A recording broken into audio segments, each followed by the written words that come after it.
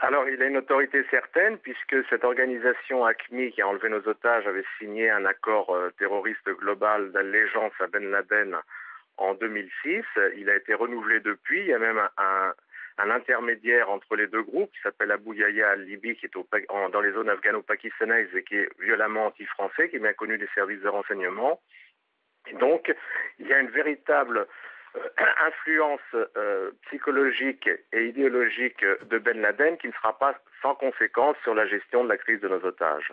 Et quelle est la fonction de ce nouveau message d'Oussama Ben Laden? Alors d'abord, c'est une déclaration de guerre médiatique.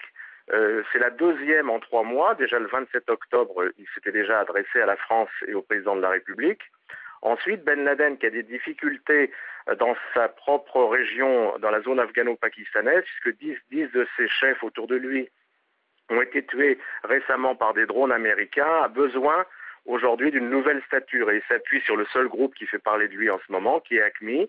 Et en même temps, il veut probablement, en récupérant l'enlèvement des otages et en récupérant le bruit qui a été fait autour malheureusement de la mort de 2 Français il y a une dizaine de jours, il veut reprendre la main sur l'organisation.